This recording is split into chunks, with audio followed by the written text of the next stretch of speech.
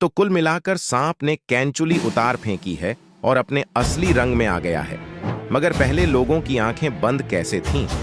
पीके ने 2014 में बीजेपी के लिए खुलकर काम किया। इसके बाद इसने तमाम पार्टियों से पैसे लिए और काम करने के बजाय उनका काम तमाम कर दिया। पिछला रिकॉर्ड उठाकर देखिए, जिस भी पार्टी ने पीके या आईपीएसी की सेवाएं ली हैं, उनका क्या हश्र हुआ।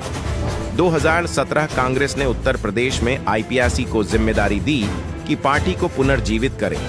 कई 100 करोड़ डकार कर पीके ने कांग्रेस की खटिया उलटी कर दी और तमाम कांग्रेसियों को एक एक कर बीजेपी ज्वाइन करा दी। उत्तराखंड में पीके ने कांग्रेस को जहां पहुंचा दिया है, वहां से अब यमराज ही लौटा कर ला सकते हैं। पीके पंजाब में सरदार अमरिंदर सिंह के सारथी बने और उनके रथ को बीजेपी में ले जाकर खड़ा कर दिया। तेलंगाना में बीआरएस पूर्ववर्ती टीआरएस का हश्र आपने हाल ही में देखा होगा। सारी की सारी पार्टी का समर्थन बीजेपी के खाते में जमा हो गया और ये महान कारनामा आईपैक की निगरानी में हुआ। आंध्र में जगन मोहन रेड्डी अगर न समझ पा रहे हों कि उनका वोटर कहां गया, तो हमसे संपर्क कर सकते हैं, क्योंकि पीके तो कुछ बताएगा नहीं। नीतीश बाबू को तो सीधे बीजेपी का परमानेंट एजेंट बना दिया है।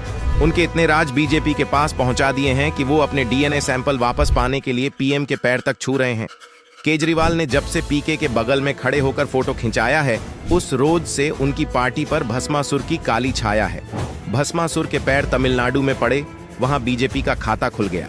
मजे की बात है कि तमिलनाडु में पीके को बीजेपी लाने का भुगतान विपक्षी पार्टी से मिला है। बंगाल में ममता बनर्जी हर बार हाथ पैर मारकर पार्टी खड़ी करती हैं और अचानक उनके कुछ नेता फिर बीजेपी में चले जाते हैं। ये हो क्यों रहा है, क्यों का नहीं पता, लेकिन कब तक का बता सकते हैं।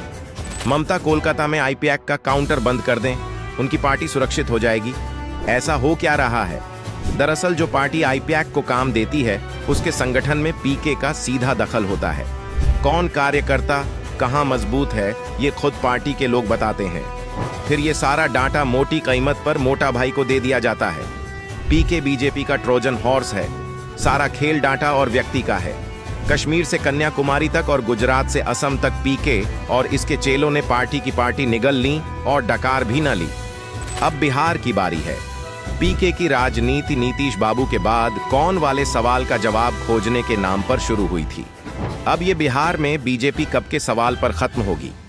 तब तक आप इस चरण सिंहावादी गांधीवाद का आनंद लीजिए।